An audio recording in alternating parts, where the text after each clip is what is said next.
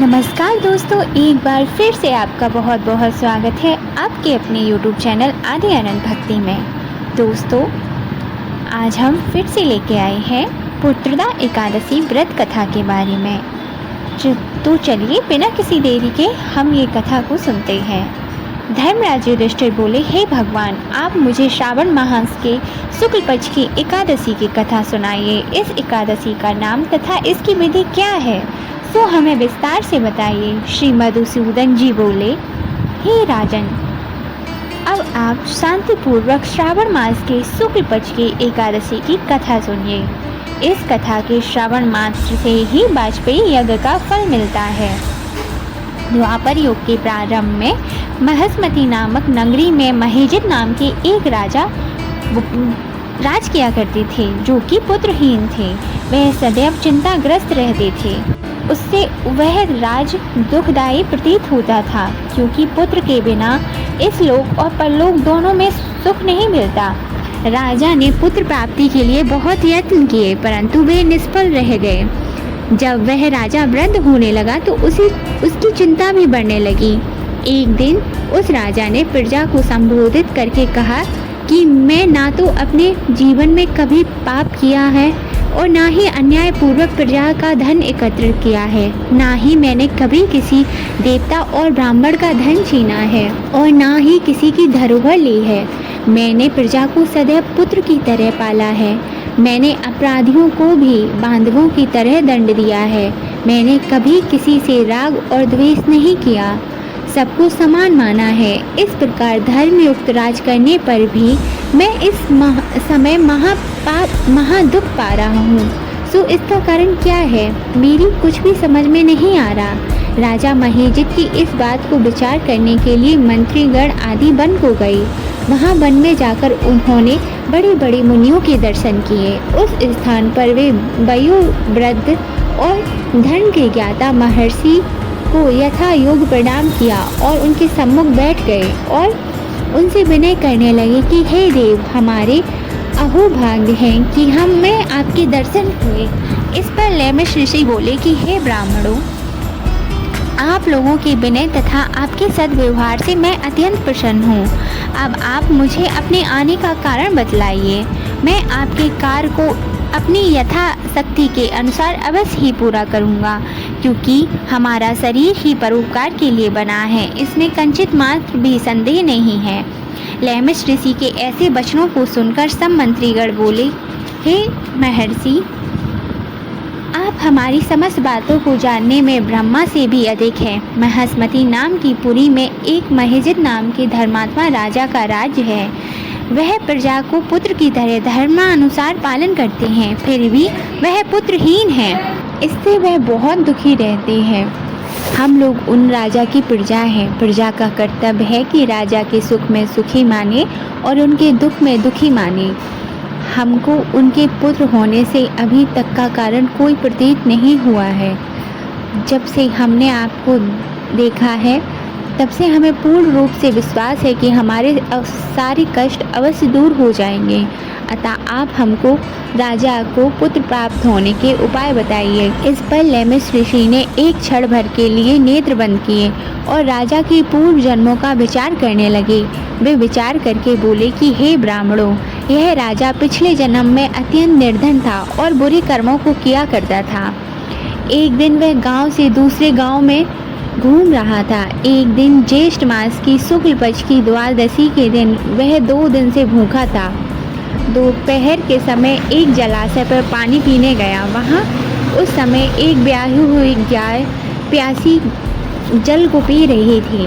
राजा ने उस प्यासी गाय को हटा दिया और स्वयं जल पीने लगा।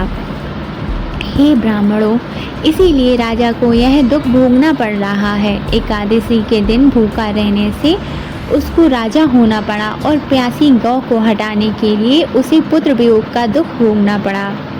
इस पर सब लोग बोले कि हे महर्षि, शास्त्रों में ऐसा लिखा है कि पुण्य से पाप नष्ट हो जाते हैं, इसलिए कृपा करके आप उस राजा के पूर्व जन्मों को पाप को नष्ट होने का उपाय बताइए, क्योंकि इस पाप के क्षय होने से पुत्र रंग की उत्पत्ति होती है। ब्राह्मणों के ऐसे वचन को सुनकर लेमिश ऋषि बोले कि हे ब्राह्मणों, यदि श्रावण मास के शुक्ल पक्ष की पुत्रदा एकादशी को तुम सब लोग व्रत करो और रात्रि को जागरण करो। उस व्रत का फल राजा को प्रदान कर दो तो तुम्हारे राजा को पुत्र रत्न प्राप्त हो जाएगा। मंत्री सहित समस्त प्रजा महर्षि लेमिस ऋषि के वाक्यों के अनुसार प्रसन्नता पूर्वक अपने नगर को वापस चली गई। उस समय लोगों ने श्रावण मास के शुक्ल पक्ष की पुत्रदा एकादशी को लेमिस ऋषि की आज्ञा अनुसार विधि पूर्वक व्रत किया और द्वादशी को उसका फल राजा को दे दिया। उस पुण्य के प्रभाव से रानी ने गर्भ धारण किया और 9 महीने पश्चात उसको एक अत्यंत तेजस्वी पुत्र रत्न प्राप्त हुआ। हे राजन, इसीलिए इस एकादशी का नाम पुत्रदा एकादशी पड़ा। जो मनुष्य पुत्र रत्न को प्राप्त करना चाहते हैं उन्हें एकादशी का व्रत विधि पूर्वक करना चाहिए। इस व्रत के प्रभाव से इस लोक को सुख और परलोक में स्वर्ग को मिलता है। दोस्तों, अब हम लोग करते हैं एकादशी माता की आरती। ओम जय एकादशी माता मैया, जय एकादशी माता। विष्णु पूजा व्रत को धारण कर शक्ति मुक्ति पाता। ओम जय एकादशी माता, तेरे नाम गिनाऊं देवी, भक्ति प्रदान करनी, गण गौरव की देनी माता, शास्त्रों में वरनी। ओम जय एकादशी माता, मार्गशीर्ष के कृष्ण पक्ष की सफला नामक है। शुक्ल पक्ष में होए पुत्रदा, आनंद अधिक रहे। ओम जय एकादशी माता, नाम सटितला माघ मास में कृष्ण पक्ष आवे। शुक्ल पक्ष में जया कहावे, विजय सदा पावे। ओम जय एकादशी माता, विजया फागुनी कृष्ण पक्ष में शुक्लामल की, पाप मोचनी कृष्ण पक्ष में चैत्र महाबली की। चैत्र शुक्ल में नाम कामदा धन देने वाली, नाम वर्धनी कृष्ण पक्ष बैसाख महावाली। ओम जय एकादशी माता, शुक्ल पक्ष में हुए मोहिनी, अपराजेष्ण कृष्ण पक्षी, नाम निर्जला सब सुख करनी, शुक्ल पक्ष रखी। ओम जय एकादशी माता, योगिनी नाम आषाढ़ में जानो, कृष्ण पक्ष वरनी, देवसेनी नाम कहायो, शुक्ल पक्ष धरनी।